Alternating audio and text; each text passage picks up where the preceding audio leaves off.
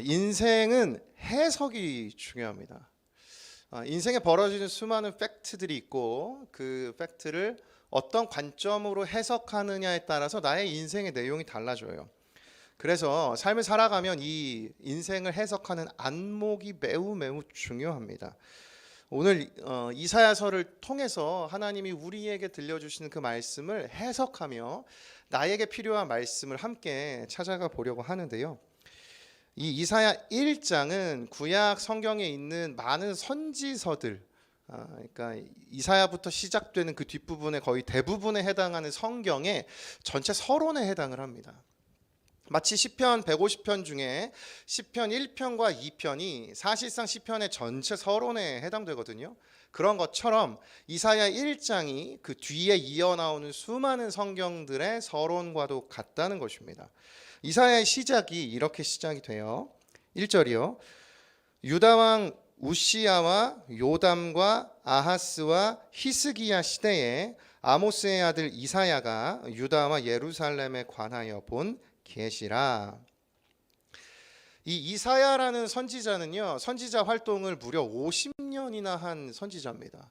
예수님보다 훨씬 많은 시기를 활동을 했죠. 웃어야 하는데 웃지 않았어요. 기간 중에 언제 이사야가 근데 기록이 되었을까요? 이사야 선지자가 어느 시기에 기록했는지를 알게 된다면 이 이사야서를 해석하는 데 훨씬 도움이 되겠죠. 근데 많은 학자들의 의견이 굉장히 다릅니다. 이 1장을 살펴보면 이사야서가 언제 기록됐었는지 그 힌트가 거의 없는데 그나마 발견할 수 있는 힌트는 7절에 있는 황폐한 성읍이 됐다는 힌트예요. 그러니까 지금 이스라엘 이 땅이 굉장히 지금 무언가 폐허가 되어 있는 상태라는 거죠. 그래서 몇몇 학자들이 그 시대에 몇 가지의 어떤 가설들을 제시를 합니다. 이제 이 당시에 있었던 큰 지진이 있었던 시기가 있는데요. 이제 그때 이사야 선지자가 기록했다라는 이야기도 있고요. 아하스 왕이라는 시대, 여기 좀 전에 읽었던 우시야, 요담, 아하스. 그러니까 이 이사야 선지자가 활동하고 있던 세 번째 왕의 시대, 혹은 히스기야 왕 시대. 이 시기에 이 이스라엘 나라의 강대국의 침략이 있었어요. 굉장히 견뎌내기 어려운, 그리고 그 침략으로 인한 피해들이 있었는데요. 이제 그때 이 이사야서가 기록이 됐을 것이다. 그때가 황폐한 시절이었기 때문이죠. 그런 여러 가지 견해들이 있는데 동시에 그 시대마다 또 이사야 책과 맞지 않는 지점들이 있어요.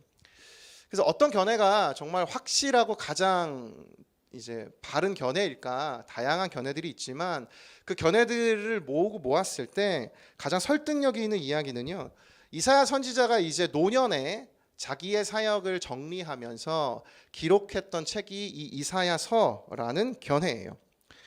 그러니까 오늘 이사야 선지자는 자신이 사역했었던 이 우시야 왕 시대, 요담 왕 시대, 아하스 왕 시대, 히스기야 왕 시대 전체를 돌아보면서 이제 이야기를 하고 있는 거죠. 근데 이 네 시대에 공통점이 하나 있어요. 그것은 이스라엘이라는 나라가 이 시대 당시 굉장히 부강한 나라, 강대국이었다는 것입니다. 꽤 전성기를 보내고 있었던 시대가 이 우시야, 요담, 아하스, 히스기야 왕 시대였다는 것이에요. 그러니까 외적으로 보면 부족할 것이 없는 아주 부유한 시대였다는 것이죠. 그런데 놀랍게도 이 부유했던 시기, 사실 겉으로 볼 땐 나라가 잘 세워져 가고 있었고 아무 문제가 없었고 다른 나라들에게 영향력을 주고 있는 시대였는데, 이때 하나님께서 이스라엘 백성들에게 한 가지 문제 제기를 하셨어요. 여기서 우리가 한 가지 발견할 수 있는 것은 우리의 인생에 외적으로 아무 문제가 없다 할지라도 하나님이 보실 때 내 안에 문제가 있을 수 있다는 것이에요. 나의 외적인 삶의 모습과 내 영적 상태가 비례하진 않는다는 것을 우리가 발견을 할 수 있죠. 별개라는 것입니다. 오늘 우리는 어떻습니까? 여러분 어떠세요? 다 저를 한번 보시겠어요? 다 이 선남 선녀, 이 분당 우리 교회 대학부의 청년 여러분, 어느 누구도 얼굴만 봤을 때 근심이 있는 지체들로 느껴지는 지체는 없어요. 근데 여러분 정말로 여러분의 내면과 신앙 또한 아무 문제 없이 잘 흘러가고 있습니까? 혹은 영적으로 혹은 내 내면에 어떤 문제가 있는 것은 아닙니까? 이 관점으로 우리가 오늘 이사야 1장을 한번 살펴보려고 하는데요. 이 부강한 나라였던 이스라엘에게 하나님께서 문제 제기하셨던 것이 있습니다. 오늘 이 1장을 통하여서 두 가지 하나님의 문제 제기를 살펴보려고 하는데요. 그 첫 번째 하나님의 문제 제기는요, 판단력을 잃어버렸다는 것이에요. 우리 2절과 3절 말씀 같이 함께 읽겠습니다. 시작. 하늘이여 들으라, 땅이여 귀를 기울이라. 여호와께서 말씀하시기를 내가 자식을 양육하였거늘 그들이 나를 거역하였도다. 소는 그 임자를 알고 나귀는 그 주인의 구유를 알건만은 이스라엘은 알지 못하고 나의 백성은 깨닫지 못하는도다 하셨도다. 여러분이 2절과 3절에 등장하는 하나의 비유가 있죠. 이 당시에는 대부분 농경사회였기 때문에 가축들을 상당히 많이 다뤘습니다. 근데 많은 가축들 중에 유독 자료를 찾아보니 소와 나귀는 굉장히 주인의 말을 듣지 않던 동물이었대요. 그럼에도 하나님이 하나의 비유를 지금 이스라엘 백성들과 대조시키세요. 무엇이라고 하시는가? 주인의 말을 잘 듣지 않는 동물이었던 소와 나귀도 자기의 주인을 알고 그 주인의 구유를 안대요. 그런데 놀랍게도 3절에서 이스라엘 백성들은 그 하나님을 깨닫지도 못하고 알지 못한다고 지금 하나님이 대조하고 계신 것입니다. 여러분, 이것이 의미하는 것이 무엇이죠? 지금 이스라엘이 무언가 모르고 있다는 것이에요. 뭘 모르고 있습니까? 내용을 잘 살펴보면 알 수 있죠. 소와 나귀가 잘 알고 있는 것은 자신의 주인이에요. 아무리 말을 듣지 않는 동물이었지만 자신의 주인이 누구인지, 그리고 자기는 그 주인에게 속해 있는 존재인지는 그 소와 나귀도 알았어요. 그런데 지금 이스라엘 백성들은 그걸 모르고 있다는 것입니다. 2절에서 읽었던 것처럼 내가 너희를 양육했고 너희를 키웠는데 너희는 나를 잊어버렸다는 것이에요. 여러분, 이것이 의미하는 것이 무엇입니까? 곧 자기 자신에 대한 판단력을 잃어버렸다는 것 아닙니까? 자신이 누구인지 어떤 존재인지 인식하는 그 판단력에 지금 문제가 생긴 것이죠. 여러분, 오늘 다시 한번 나에게 질문하면 좋겠습니다. 오늘 나는 어떻습니까? 오늘 나는 정말로 누구입니까? 여러분 혹시 누구세요? Who are you?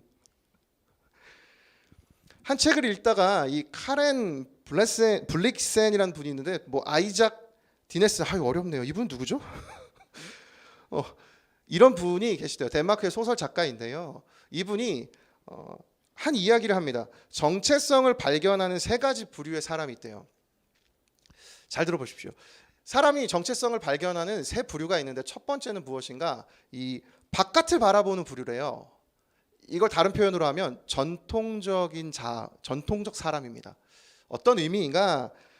이 공동체 안에서 자기의 의무와 역할을 충실히 하면서 자기를 찾는 사람이에요. 그러니까 예를 들어서 가장이다. 나는 그럼 가장의 역할을 충실히 하면서 나라는 존재는 이런 사람이야를 찾는 거죠. 내 바깥을 향해서 외부에 보여지는 나에 대해서 내가 정체성을 찾는 것입니다. 이해되세요? 두 번째 자아를 찾는 사람은 이 안을 바라보는 부류예요. 이 사람은 현대적 사람입니다. 어떤 내용인가? 내 자존감, 내 정체성을 찾기 위해서 내면을 바라봐요. 왜요? 시대가 빠르게 흘러가고 있어요. 문화가 새롭게 나타나고 있어요. 내가 안을 봤더니 내가 그걸 잘 따라가고 있어. 그럼 나 괜찮은 사람이야. 저와 여러분의 이 시대 아닙니까? 유행에 민감하고 시대가 흘러가는 것을 놓치게 되면 나는 무언가 뒤따르지 못하는 사람이 돼서 뒤처진 인생이 되고, 내 안을 자꾸만 바라보는 그 삶이 우리가 살아가는 이 현대 사회의 사람들이라는 것이죠. 우리는 거기서 정체성을 찾아요. 근데 여러분, 놀랍게도 바깥을 바라보는 사람이나 안을 바라보는 사람이나 둘 다 부작용이 있어요. 내가 바깥을 향해 내가 행하는 것들을 통해서 내 정체성을 찾는 사람들은 이런 부작용이 있습니다. 써 있는 대로 읽어드리면, 전통적 자아는 숨이 막히며 주어진 의무에 예속돼 있대요. 여기에 종교, 플러스해서 도덕적인 어떤 이 부담까지 더해지면 문제가 더 악화된대요. 이 전통적으로 넌 이렇게 살아야 돼. 넌 이렇게 사는 게 바른 거야. 그것에 우리가 억압당하기 시작할 때 우리는 숨막히는 인생을 살아가게 된다는 것입니다. 반대로요, 내 안에서 내가 이 현대적 자아로 살아갈 때 동시에 찾아오는 부작용이 있어요. 어떤 부작용이 있는가? 이 현대식 자아는 인간을 짓누른다. 성공이나 성취 또는 사랑의 인간관계에 내 자아를 기초를 둬야 하는데 그 중에 하나라도 위협받거나 잃으면 자기 정체성마저 잃는다. 저는 이 글을 읽으면서 너무 공감이 되더라고요. 여러분, 오늘 여러분의 자아, 여러분의 정체성을 어디에 세워두고 계십니까?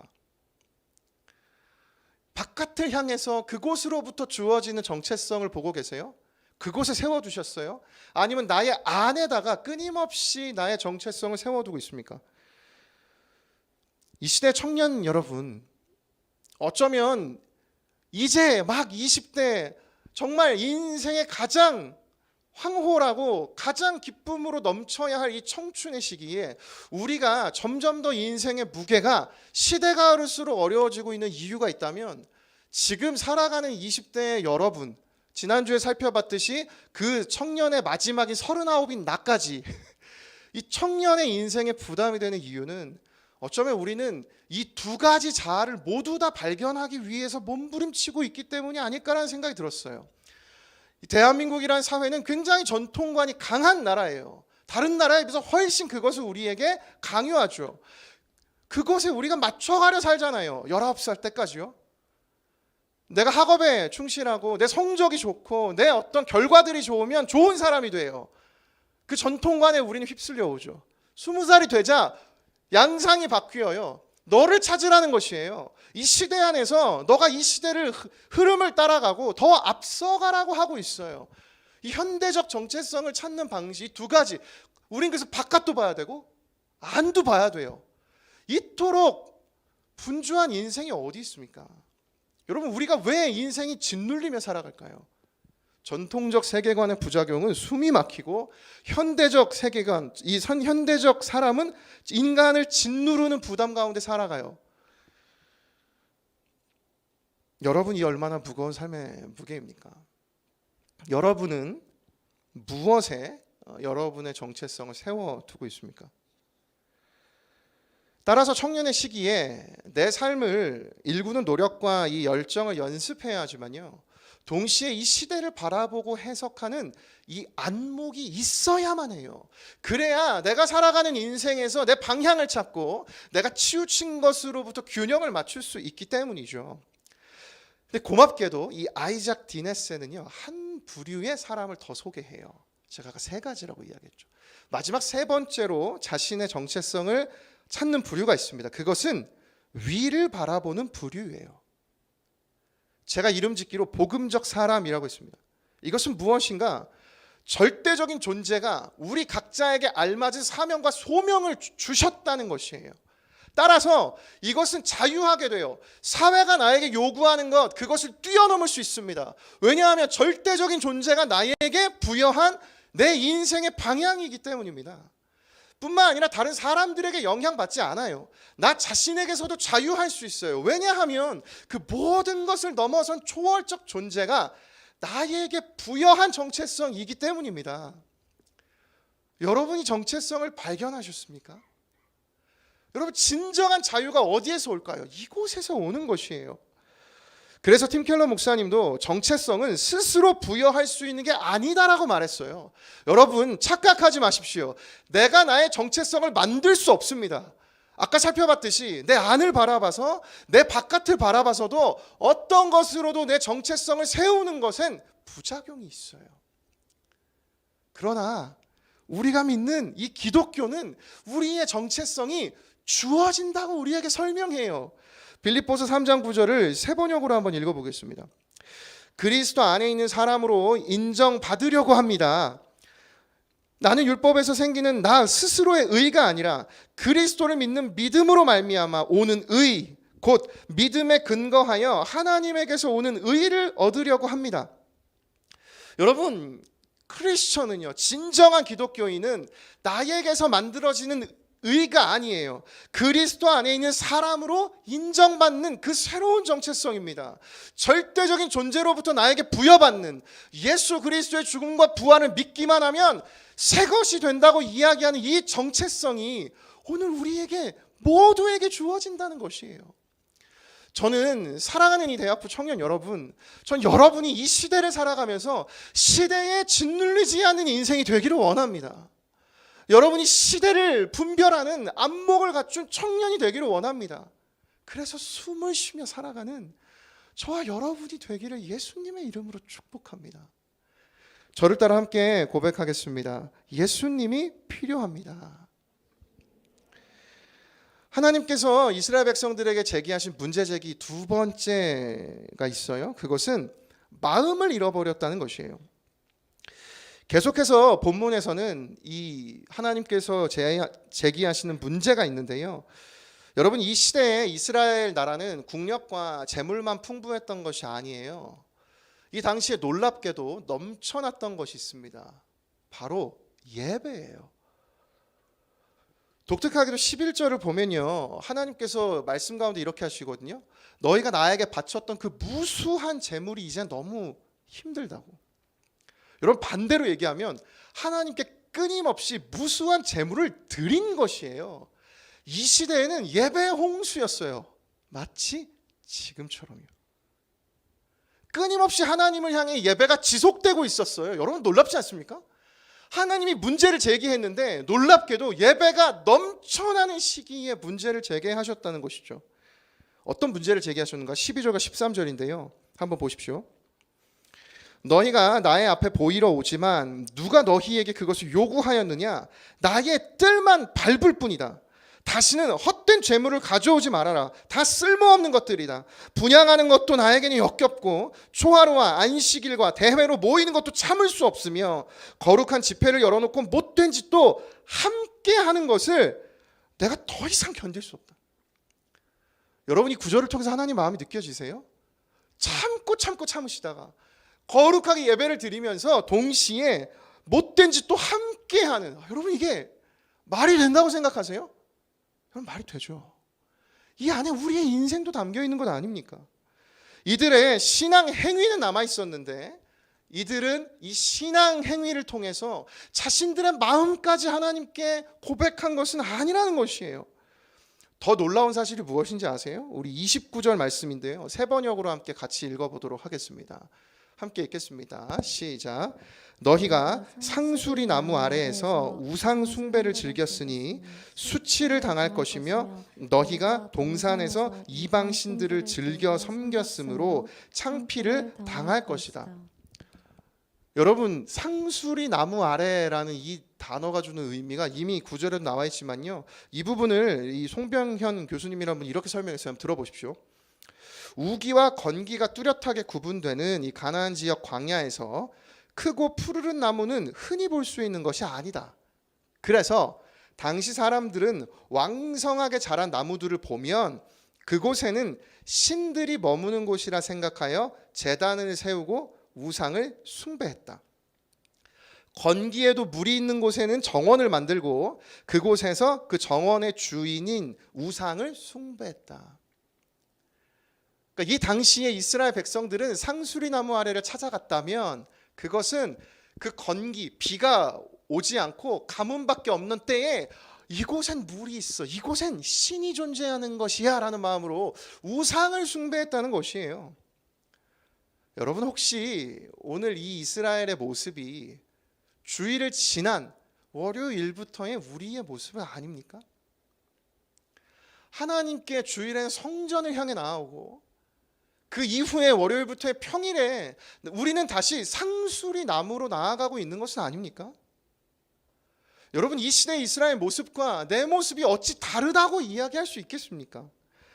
예배와 찬양의 이 홍수 시대를 살아가고 있지만 여러분, 진정으로 오늘 이 자리 가운데 하나님께 여러분의 마음을 내어드리며 예배하고 계십니까? 아니면 여전히 이 하나님께서 말씀하셨던 것처럼요, 12절 말씀처럼 나의 뜰만 밟고 돌아가는 것은 아니에요. 그저 마당만 밟고 하나님 앞에 형식을 취하고 내 마음은 전혀 하나님을 향해 드리지 않은 채 그렇게 다시 상수리 나무 아래를 향해 나아가고 있는 것은 아니냐는 것이에요. 오늘 하나님은 정확하게 우리에게 이 문제를 제기하고 계십니다. 여러분, 왜 예배를 드리고 계십니까? 뜰만 밟고 가는 예배와 신앙 아닙니까? 그렇다면 오늘 이 예배의 자리 가운데 이것을 깨뜨려야 해요. 저는 진심은 진심에 반응한다고 믿습니다. 우리의 굳은 마음이 있다면 오늘 나를 향한 그 하나님의 마음이 부딪힐 때 우리의 마음 가운데 전 진심이 생겨난다고 생각을 해요. 그렇다면 오늘 본문 가운데 담긴 하나님의 진심은 무엇일까요? 여러분, 최근 베스트셀러 중에 세계 최고의 자연과학, 왜 이렇게 어렵습니까? 이름들이. 막스 플랑크 연구소 연구원 출신이자 저널리스트, 작가, 변호사 등으로 활동하는 볼커 키츠. 괜히 썼어. 그냥 볼커 키츠라는 분이 있어요. 근데 베스트셀러 중에 이 마음의 법칙이라는 책이 있습니다. 근데 이 책에 이런 부분이 있는데요. 한번 들어보십시오. 이 진심에 대한 이야기예요. 자, 우리가 쓰는 느낀다는 말은 사실 가면에 지나지 않는다. 실제로 우리는 자신의 느낌이 아니라 상대방에게 품은 생각, 곧 주변 사람들을 보는 자신의 판단을 표현하는 따름이다. 예를 들어 내가 느끼기에 너가 날 사랑하지 않는 것 같아 라는 말은 사실 너는 나를 사랑하지 않아 라는 판단이라는 것이에요. 그 느낌이 아니라 너 나를 이미 사랑하지 않네. 그러니 그 표현만 너가 나를 사랑하지 않는 것 같아 라고 한다는 것이죠. 그러니까 이 말은 다시금 내 안에 깊숙한 곳에 자극, 곧 진솔한 느낌을 불러일으킨다 하고 이 책이 이렇게 써 있어요. 어려운가? 어렵습니까? 조금만 더 나아가 보자. 사랑받지 못한다는 판단을 지금 이야기한 이때 지금 내 심정은 어떠할까? 여러분, 어떤 심정일 것 같으세요? 그것이 진짜 자기 진심이라는 겁니다. 너 날 사랑하지 않는 것 같아 라고 할 때 여러분 어떤 마음이실 것 같으세요?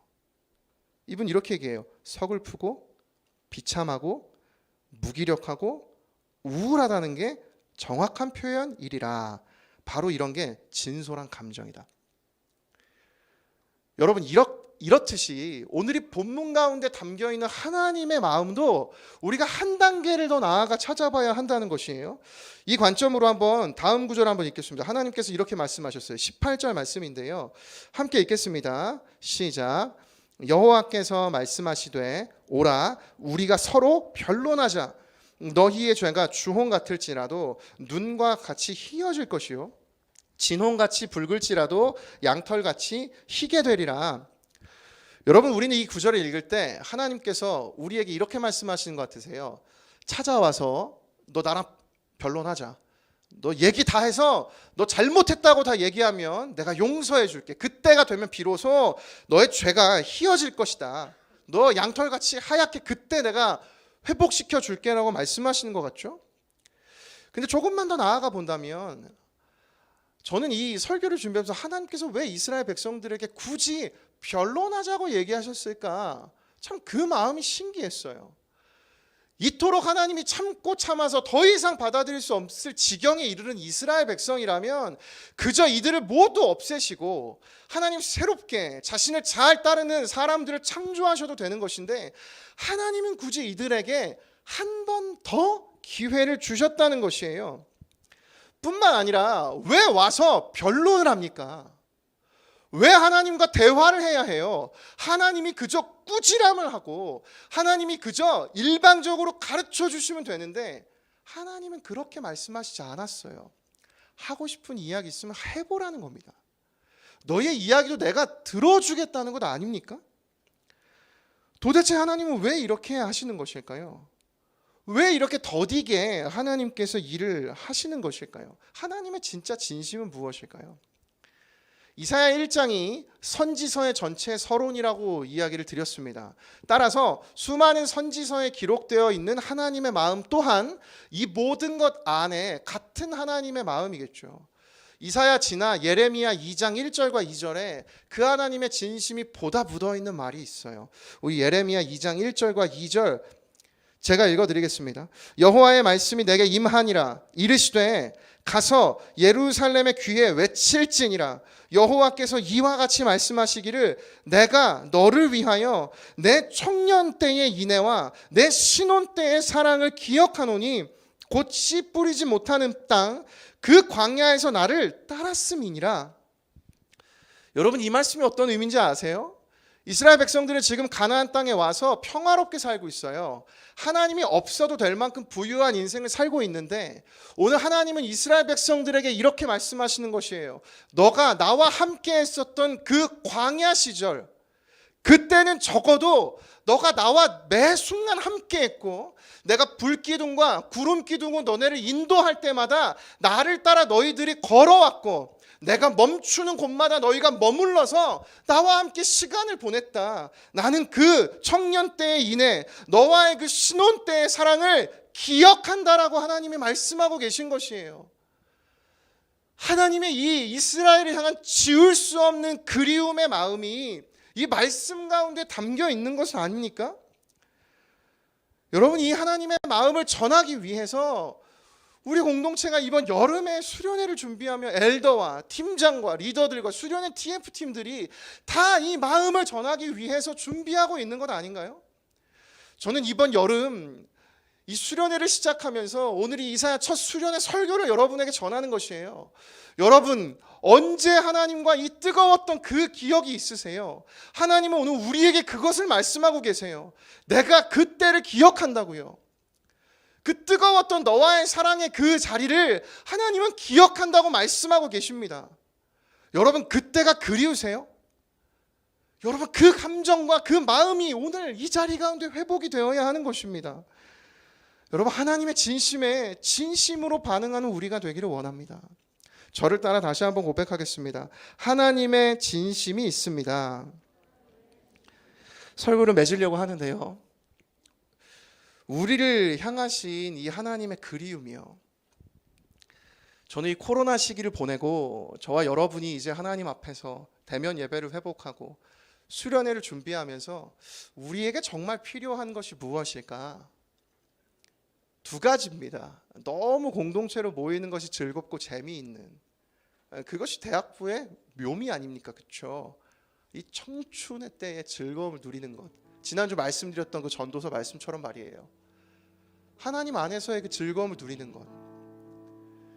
근데 동시에 여러분, 우리가 오늘 회복해야 하는 것이 있습니다. 그 하나님과의 만남을 그리워하는 그 마음이에요.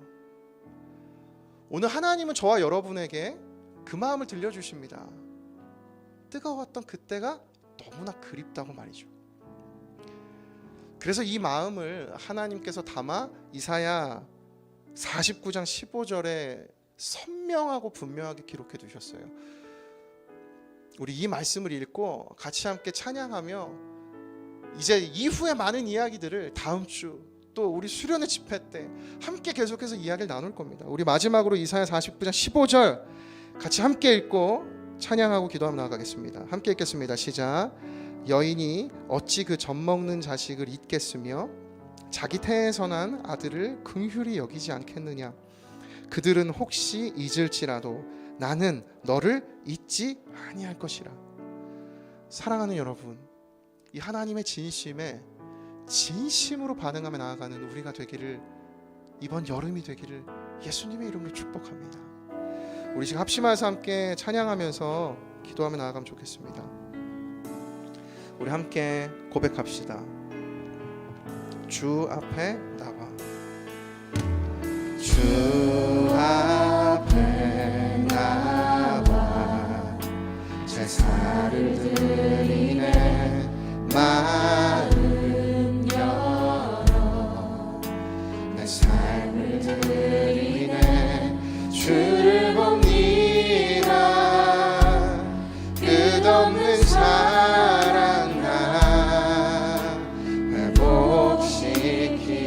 다시 한번 처음부터 고백합시다. 주 앞에 나와, 주 앞에 나와. 우리 전심의 제사로 제사를 드리네 마음 열어 내 삶을 드리네 주를 봅니다 끝없는 사랑 날 회복시키네 이제 눈 들어 이제 눈 들어 주 보네 그 능력 날 새롭게 해 주님의 사랑 날 만지시니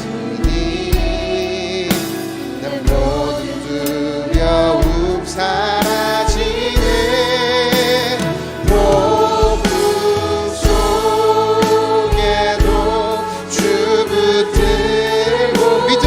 주와 건네 주와 건네 갈보리 언덕 넘어 들어 소망을 품으세요 주 안에 온전케 되리 우리 다시 한번 우리의 전심으로 우리 믿음의 고백으로 나갑시다 주 앞에 나와 주 앞에 나 우리의 믿음의 고백으로 제사를 드리네 마음 열어 내 삶을 드리네 주를 봅니다 끝없는 사랑 날 회복시키 다시 한번 고백합시다 주 앞에 나와 주 앞에 나와 제사를 드리네 마음 열어 내 삶을 드리네 주를 봅니다 끝없는 사랑 날 회복시키 우리 영혼에 선포하며 이제 눈 들어 주 보네 그 능력 날 새롭게 주님의 사랑 날 만지시니 내 모든 두려움 사라지네 폭풍 속에도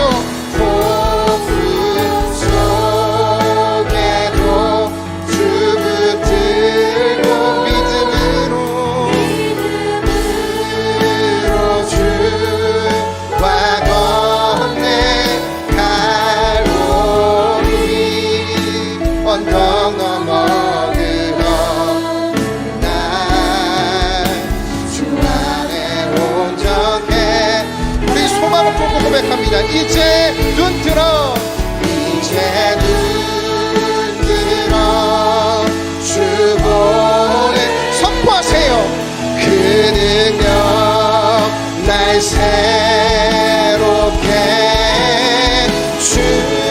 주님의 사랑 날 만지시니 내 모든 두려움 사라지네 폭풍 속에도 주 붙들고 믿음으로 주와 건네 주와 건네 갈보리 언덕 넘어 들어 날 주 안에 온전해 우리 다시 한번 선포하며 나갑니다. 이제 눈 들어 이제 눈 들어 주 보내 주며 그 능력 날 새롭게 주님의 사랑 날 만지시니 내 모든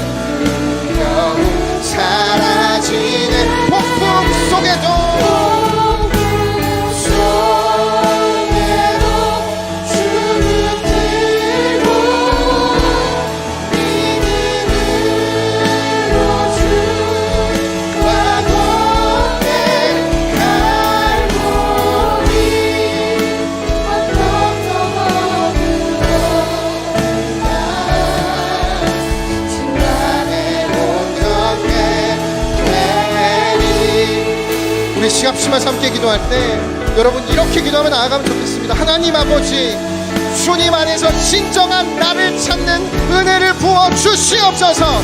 시대에 흔들리고 세상에 흔들리는 내가 되지 않고 하나님이 주신 사명을 발견케 하여 주시옵소서. 합심하여 주여 한번 외치고 기도하며 나아갑니다. 주여,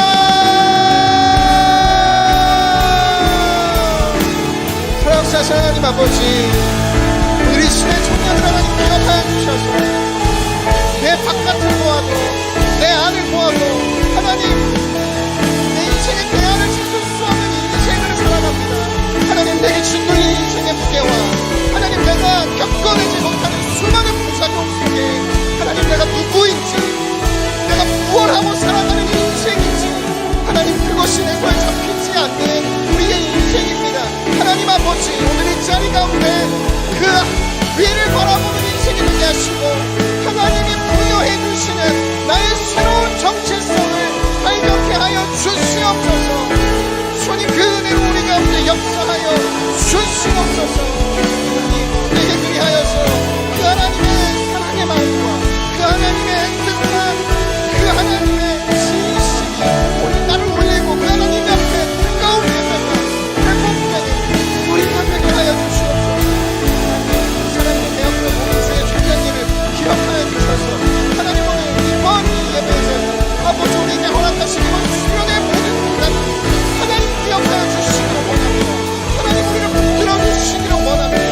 하나님 당신과 함께하는 모두에게 하나님 힘을 더하여 주시고 하나님 구하는 모든 것 내 자신의 그 정체성을 주님 앞에 찾아나가는 인생이 되게 하여 주시고 하나님 이들의 인생 가운데 찾아가셔서 주님께서 말씀해 주신 그 은혜 가운데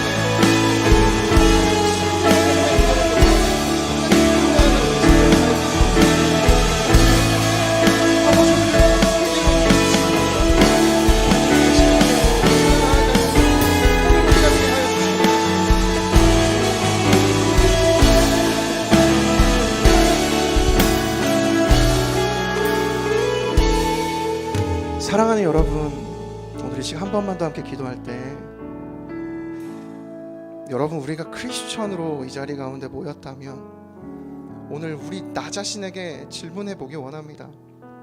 하나님, 나는 오늘 그저 마당만 밟고 가는 인생 아닌가요? 오늘 이 시간 함께 마지막으로 기도할 때 우리 간절히 기도하면 좋겠습니다. 하나님, 그 하나님과 뜨거웠던 그 하나님을 깊이 지울 수 없는 그 그리움이 오늘 나에게도 회복되게 하여 주시옵소서. 아버지, 세상의 수많은 불안과 내 마음 가운데 수많은 것들 때문에 하나님 붙잡지 못한 나를 불쌍히 여겨주셔서 주님을 붙잡고 주님만을 소망하는 내 뜨거운 예배가 회복되게 하여 주시옵소서. 우리 마지막으로 합심하여 함께 기도하겠습니다. 살아 역사하신 하나님 아버지, 사랑하는 대학부의 모든 청년들이 하나님 앞에서 이 기도의 제목을 가지고 하나님 구하며 나아갑니다. 하나님 그 어떠한 것보다 하나님 앞에 내 전심의 예배가 회복되게 하여 주시옵소서. 그 주님을 향해 내가 너를 결코 잊지 않으리라 말씀하신 그 하나님의 마음에 나의 진심으로 예배하며 그 순수했던 마음으로 그 하나님의 사랑을 간구하며 하나님 예배하는 그 나의 뜨거움이 회복되게 하여 주시옵소서. 하나님 나를 향해 잊혀지지 않는 지워지지 않는 그리움으로 나를 향해 오늘도 이 말씀을 들려주고 계신 하나님의 진심을 발견합니다. 하나님 아버지, 오늘 우리의 인생 가운데 나의 주님, 나의 하나님을 향한 내 진심의 고백, 내 진심의 예배가 오늘 이 수련회 가운데 하나님 회복되게 하여 주시옵소서. 우리 기도할 분들 기도하시고 함께 고백하며 나아갑시다.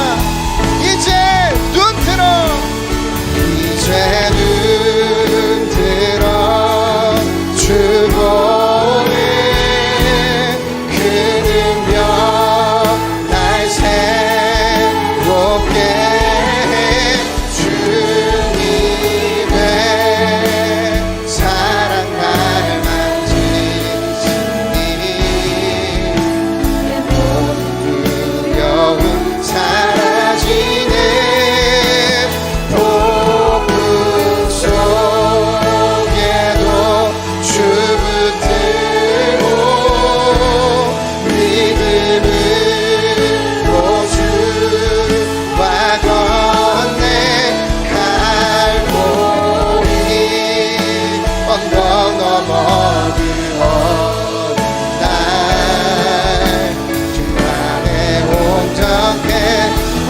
일어나 선포합니다. 주님 앞에 내가 서 있네. 주님 앞에 내가 서 있네. 주 앞에 내가 서 있네. 그는 거룩하신 하나님 그 앞에서 다시 한번 선포하며 주님 앞에 내가 서 있네. 앞에 내가 서 있네. 주 앞에 내가 서 있네. 그는 거룩하신 하나님 그 앞에서 우리 마지막으로 함께 고백합니다. 주님 앞에 내가 서 있네. 주님 앞에 내가 서 주님 임하여 주시옵소서. 주 앞에 내가 서 있네. 주는 거룩하신 하나님 그 앞에서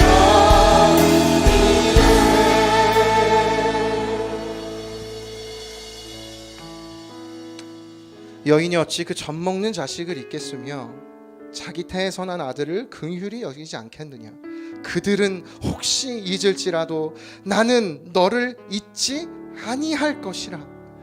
살아 역사하신 하나님 아버지, 알 수 없는 방황 가운데 수많은 혼란 속에 무엇이 진리인지 더듬더듬 찾아가고 있는, 정말 더듬더듬 찾아가는 사랑하는 이 청년들을 하나님 기억하여 주셔서 세상이 이야기하는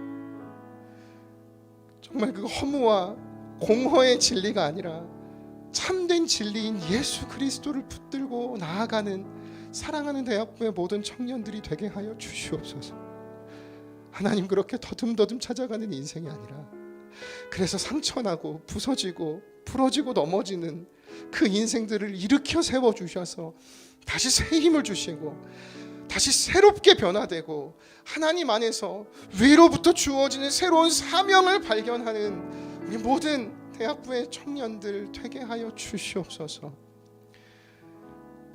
내가 너를 잊지 않겠다 말씀하신 나를 향해 지워지지 않는 이 그리움으로 오늘도 말씀을 들려주신 그 주님을 향해 나의 진심의 고백으로 나의 진심의 예배로 나아가는 이번 여름 우리 모든 대학부가 되게 하여 주시옵소서.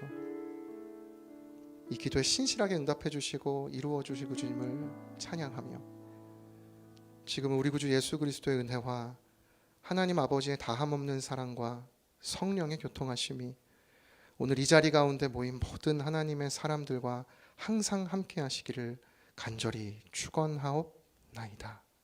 아멘.